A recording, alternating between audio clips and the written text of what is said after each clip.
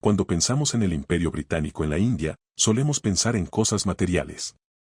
Pensamos en el diamante Couen que se encuentra en la Torre de Londres. Pensamos en las estatuas de la Reina Victoria o en los grandes ferrocarriles y la arquitectura de Nueva Delhi. Observamos las joyas de la corona y las vemos como el símbolo de la riqueza robada. Pero lo cierto es que el saqueo físico fue solo una distracción. Los diamantes, los rubíes y las estatuas de oro eran simplemente monedas sueltas encontradas en los cojines del sofá. El verdadero robo, el robo que cambió la trayectoria de la historia de la humanidad, no fue cometido por soldados que saqueaban palacios. Fue cometido por banqueros sentados en tranquilas oficinas en Londres. No se hizo con espadas ni mosquetes. Se hizo con tipos de cambio y políticas fiscales. Se hizo manipulando el precio de la plata y el oro. Investigaciones económicas recientes realizadas por historiadores audaces han puesto una cifra a este robo: $45 billones. Eso equivale a $45 billones drenado de la India a Gran Bretaña entre 1765 y 1938. Para poner esa cifra en perspectiva, es 17 veces más que el Producto Interior Bruto anual total del Reino Unido en la actualidad. Es una suma de dinero tan enorme que resulta casi imposible de comprender. Fue suficiente para financiar la revolución industrial, librar 2 guerras mundiales y construir el mundo occidental moderno. Y todo se obtuvo mediante una sofisticada estafa financiera que convirtió a todo el subcontinente indio en un mecanismo para generar dinero gratis para el Tesoro británico. Para entender cómo funcionó esta estafa, debemos remontarnos al principio. Debemos comprender cómo era el mundo antes de la llegada de los británicos. A principios del siglo XVIII, la India era el taller industrial del mundo. Producía el 25% de la producción manufacturera mundial. Los textiles de Bengala eran los mejores que existían. El acero producido en el sur de la India era de una calidad que los herreros europeos no podían replicar. Los astilleros de Gujarat construían barcos más resistentes y rápidos que cualquier otro de la Marina Real Británica. Durante siglos, la relación entre Europa y la India fue sencilla. Europa quería productos indios, pero la India no los quería. Los británicos no tenían nada que vender que los indios desearan. La lana británica era demasiado cálida para el clima indio. La manufactura británica era rudimentaria y primitiva comparada con la artesanía india. Así, durante siglos, el comercio fue unidireccional. Los comerciantes británicos navegaban hacia la India en barcos llenos de plata y oro. Pagaban a los comerciantes indios en lingotes de oro y plata y ellos regresaban con especias y textiles. Para Europa, esto era un problema. Perdían plata. La India era conocida como el sumidero mundial de lingotes de oro. Los romanos se quejaron de ello. Los españoles se quejaron de ello y los británicos se quejaron de ello. La riqueza del mundo fluyó hacia el este y allí se quedó. Pero en 1757, todo cambió. La Compañía de las Indias Orientales derrotó al Nawab de Bengala en la batalla de Plassey. De repente, una corporación privada se convirtió en dueña de la provincia más rica de Asia. En 1765, adquirió el Dhvani, el derecho a recaudar impuestos en Bengala. Este fue el momento en que el río se invirtió. Este fue el momento en que comenzó la sequía. Antes de 1765, la Compañía de las Indias Orientales tenía que traer plata de Londres para comprar textiles indios. Después de 1765, dejaron de traer plata. En su lugar, utilizaban el dinero de los impuestos que recaudaban de los campesinos bengalíes para comprar los productos. Piensen en lo que esto significa. El campesino indio pagaba impuestos a la compañía. La compañía usaba ese mismo dinero para comprarles tela. Luego, la compañía tomaba esa tela y la vendía en Londres con una ganancia masiva. Los indios, en esencia, pagaban a los británicos para que se llevaran sus productos. Era un sistema de hurto organizado donde la víctima proporcionaba el dinero al ladrón. Pero esto era solo el comienzo. El Imperio Británico se dio cuenta de que no podía depender solo de los impuestos. Necesitaba un sistema más sofisticado para extraer riqueza de todo un continente. Necesitaba controlar la propia moneda. Y esto nos lleva a la gran tragedia monetaria del siglo XIX, la guerra entre la plata y el oro. Durante la mayor parte de la historia de la humanidad, tanto la plata como el oro se utilizaron como dinero. India se regía por el patrón plata. La rupia era una moneda de plata. Contenía un peso específico de plata pura. La libra esterlina se basaba principalmente en el patrón oro. Durante mucho tiempo, esto no importó porque el tipo de cambio entre la plata y el oro era estable. Aproximadamente 15 onzas de plata valían una onza de oro. Esta proporción se había mantenido estable durante siglos. Pero en la década de 1870, el desastre azotó los mercados de plata. Se descubrieron enormes minas de plata en Nevada y Latinoamérica, inundando el mundo con oferta. Al mismo tiempo, el recién formado imperio alemán decidió cambiar al patrón oro y vertió sus enormes reservas de plata en el mercado.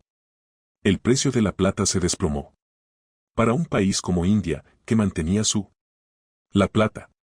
Esto fue una catástrofe. El valor de la rupia comenzó a desplomarse frente a la libra esterlina. En 1870, una rupia valía unos 2 chelines. Para 1890, había caído a poco más de un chelín. El dinero en los bolsillos del pueblo indio estaba perdiendo la mitad de su valor en el mercado internacional. Si la India hubiera sido un país independiente, podría haberse protegido. Podría haber impuesto aranceles a las importaciones o podría haber adoptado el patrón oro. Pero la India no era independiente. Era una colonia dirigida en beneficio de Londres. Y los banqueros londinenses vieron la crisis de la plata no como una tragedia, sino como una oportunidad.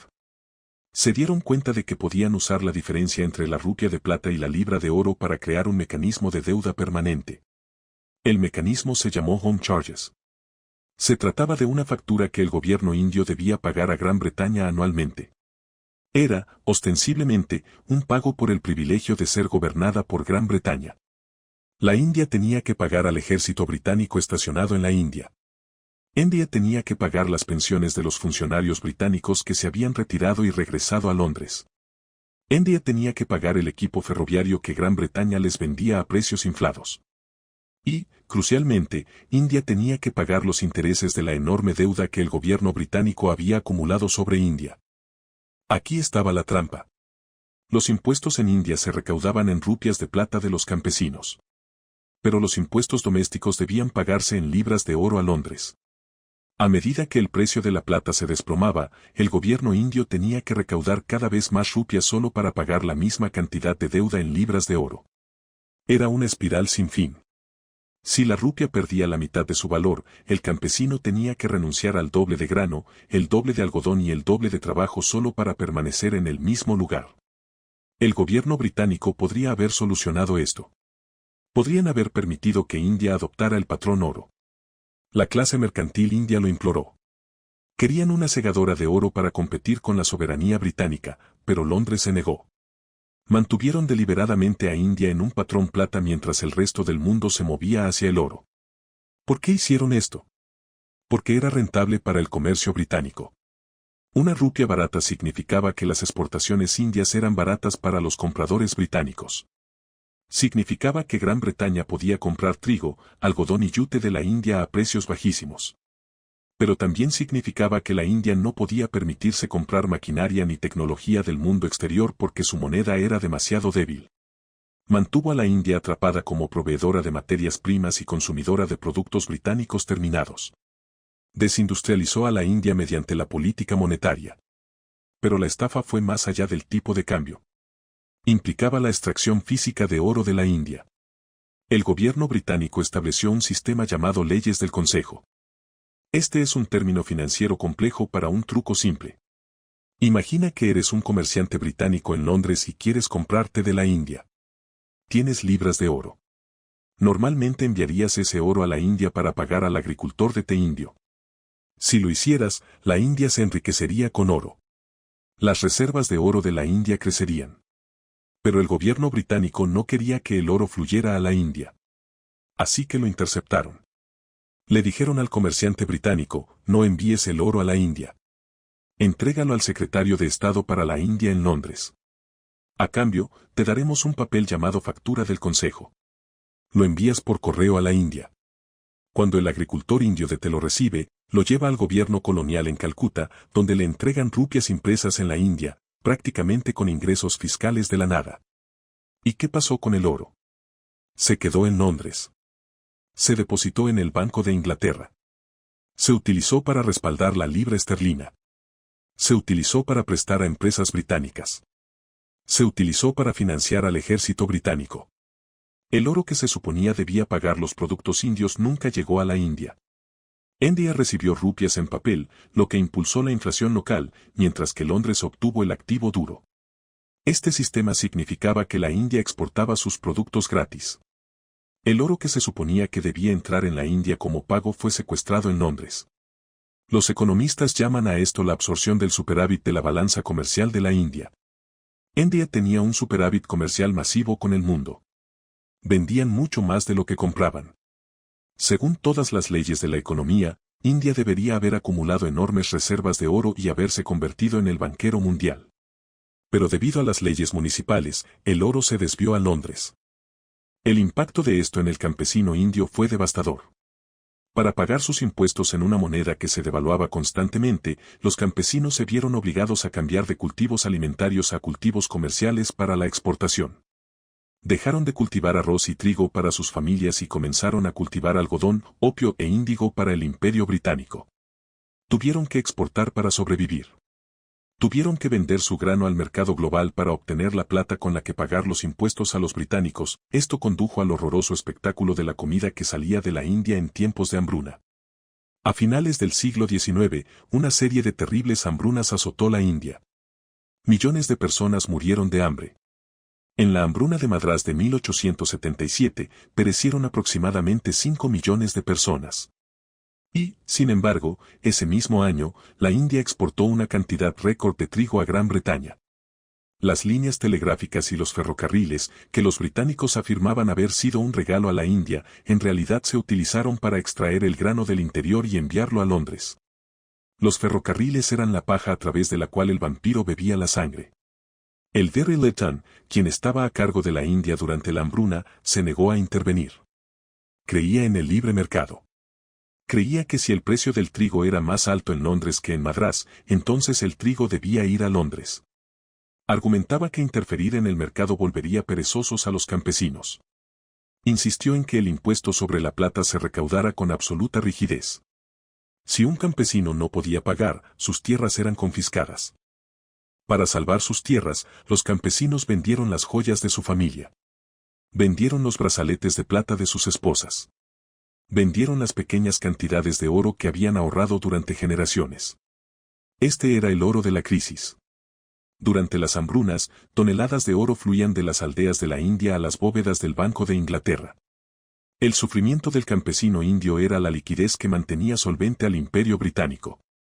Cuando la Bolsa de Londres se desplomaba o cuando el Banco de Inglaterra necesitaba reforzar sus reservas, le apretaban las tuercas a la India. Contraían la oferta monetaria india, lo que forzaba al alza los tipos de interés y obligaba a salir más oro del país. El Imperio Británico era esencialmente una gigantesca estafa piramidal, e India era la base de la pirámide, la estabilidad de la libra esterlina. La libra esterlina, la moneda que gobernaba el mundo, dependía de los excedentes robados a la India. Gran Bretaña tenía un déficit comercial con el resto del mundo. Compraban más de Estados Unidos y Europa de lo que vendían. Deberían estar en la ruina, pero equilibraron sus cuentas tomando el excedente de la India. Usaban las ganancias de la India para financiar su propio consumo. Al concluir la primera parte de esta historia, vemos un sistema perfectamente diseñado para la extracción. Vemos una manipulación monetaria que devalúa el trabajo de millones de personas. Vemos un sistema fiscal que obliga a la exportación de alimentos mientras la gente muere de hambre. Y vemos cómo el oro de Oriente se apila en las bóvedas de Occidente. Pero la historia no termina en el siglo XIX. A medida que el mundo avanzaba hacia las guerras mundiales, la escala del robo aumentaría. Los británicos encontrarían nuevas maneras de aprovechar la riqueza india para librar sus guerras. Y en el acto final del imperio, llevarían a cabo un último truco financiero que acabaría con los ahorros de una nación y dejaría a la India independiente con un cuenco de mendigo. A principios del siglo XX, la sangría financiera sobre la India se había convertido en una máquina bien engrasada. El sistema de facturas municipales y la manipulación de la rupia de plata significaron que Londres tenía, en la práctica, un cheque en blanco sobre los recursos del subcontinente. Pero el mundo geopolítico estaba cambiando. La Primera Guerra Mundial se avecinaba y las exigencias al Tesoro británico estaban a punto de explotar. El robo estaba a punto de pasar de un flujo constante a una inundación torrencial. Cuando estalló la Primera Guerra Mundial en 1914, Gran Bretaña necesitaba dos cosas desesperadamente: soldados y dinero. India proporcionó ambas. Más de 1 millón de soldados indios sirvieron en las trincheras de Europa y en los desiertos de Oriente Medio. Pero la contribución financiera fue aún más asombrosa. El gobierno británico simplemente cobró a India el coste de la guerra. Lo llamaron un regalo. El contribuyente indio pagó el reclutamiento, el equipamiento y el transporte de las tropas que luchaban para defender el imperio británico. Este regalo ascendió a cientos de millones de libras. Fue un regalo otorgado por una población sin voz ni voto. Pero el verdadero delito financiero del siglo XX ocurrió durante y después de la Segunda Guerra Mundial. Este es un capítulo de la historia que rara vez se enseña en las escuelas británicas, pero que permanece como una cicatriz en la memoria económica de la India. Implica un concepto conocido como los balances de la libra esterlina. Cuando comenzó la Segunda Guerra Mundial en 1939, Gran Bretaña estaba aterrorizada. Sabían que no podían permitirse luchar solos contra Alemania. Necesitaban los recursos de todo el imperio. Convirtieron a la India en una enorme base de suministro para el esfuerzo bélico. Las fábricas indias producían uniformes, municiones y acero en masa. Los agricultores indios cultivaban alimentos para alimentar a los ejércitos aliados. Gran Bretaña necesitaba estos bienes, pero no tenía dinero para comprarlos. La economía británica estaba destrozada. No les quedaba oro para enviar a la India. Así que idearon un nuevo sistema.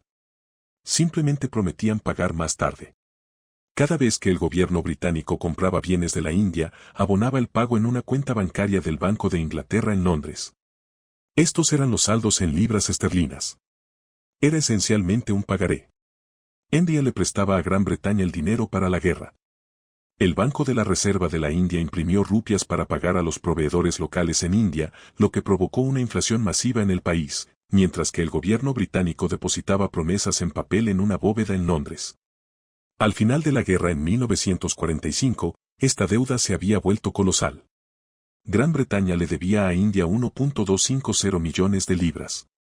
En moneda actual, eso equivale a cientos de miles de millones de dólares. Fue un cambio radical en la historia.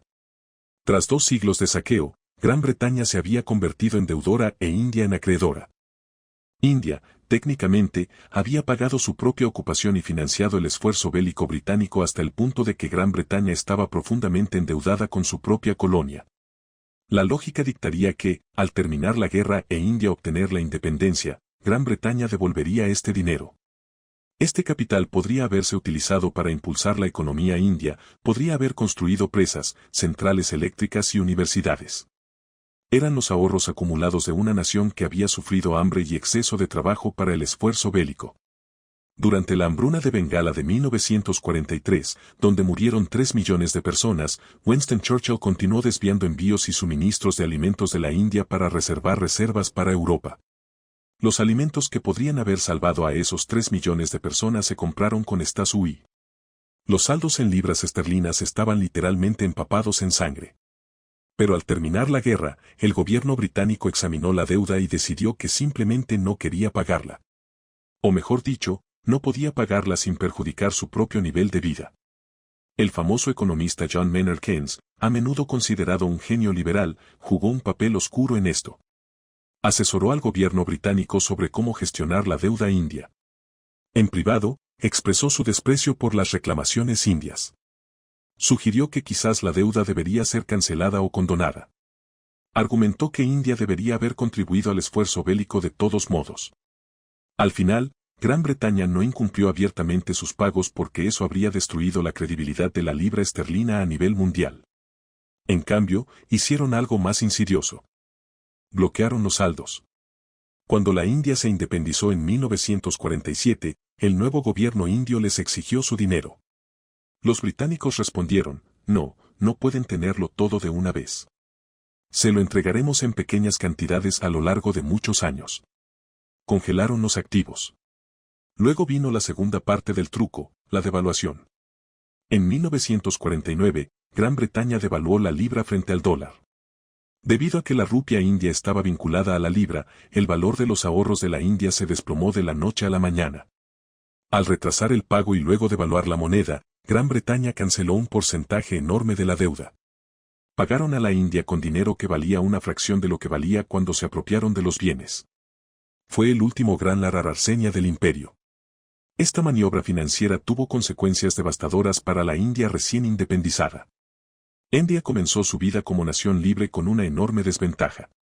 El capital que debería haber estado disponible para el desarrollo estaba bloqueado en Londres, perdiendo valor cada día. India se enfrentó a una grave escasez de dólares. No podían importar la tecnología que necesitaban de Estados Unidos porque su riqueza estaba estancada en libras esterlinas. Esto obligó a la India a una economía cerrada. Los obligó a adoptar políticas económicas restrictivas solo para sobrevivir. La pobreza de la India tras la independencia no fue solo resultado de malas políticas locales.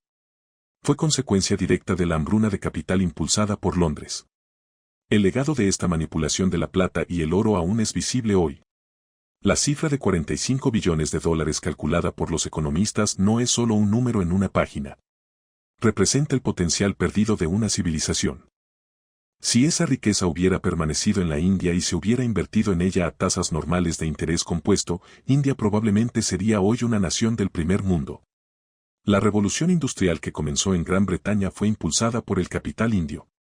Las máquinas de vapor de Manchester y los ferrocarriles de Liverpool se construyeron a costa del drenaje de plata indio. Los historiadores a menudo hablan de los beneficios del imperio. Hablan de los ferrocarriles, la ley y el idioma inglés. Pero si nos fijamos en los hechos, el ferrocarril fue una herramienta de extracción, no un regalo de caridad. Se construyó con el dinero de los impuestos indios a un costo inflado para beneficiar a los fabricantes de acero británicos. Y fue diseñado para sacar mercancías del país, no para desplazar a la gente. El truco de la plata fue la clave. Al mantener a la India en un patrón plata en depreciación mientras los amos mantenían el oro, Gran Bretaña se aseguró de que los términos de intercambio siempre fueran en contra de la colonia. Era un casino amañado donde la casa no solo fijaba las probabilidades, sino que también cambiaba el valor de las fichas cuando empezaban a perder. Incluso los conceptos de tercer y primer mundo son producto de esta historia. Hoy vemos a la India como una nación en desarrollo y al Gran Bretaña como una nación desarrollada. Suponemos que esto se debe a la cultura o la geografía. O innovación. Pero la historia financiera nos muestra que fue una transferencia. Una nación se desarrolló a expensas de la otra. El desarrollo de Occidente se financió con el subdesarrollo de Oriente. El sistema de facturas municipales, los impuestos internos, los flujos de oro en dificultades y los saldos de la libra esterlina eran los engranajes de una máquina diseñada para despojar a un continente. Era limpio. Era legal. Se hacía con contadores y tratados. No se requerían masacres para mover el oro. Solo una firma en un papel en Viteal. Cuando los británicos finalmente abandonaron la India en 1947, dejaron atrás un país con una tasa de alfabetización del 12% y una esperanza de vida de 32 años. Dejaron un país que había experimentado un crecimiento nulo de la renta per cápita durante 2 siglos. Dejaron un país que se había transformado de fabricante mundial en un proveedor indigente de materias primas. Y mientras la Union Jack caía y la India ascendía, las bóvedas del Banco de Inglaterra seguían llenas del oro que una vez había respaldado las rupias del campesino bengalí. La historia de la rupia de plata en la libra de oro es la historia de cómo se construyó el mundo moderno.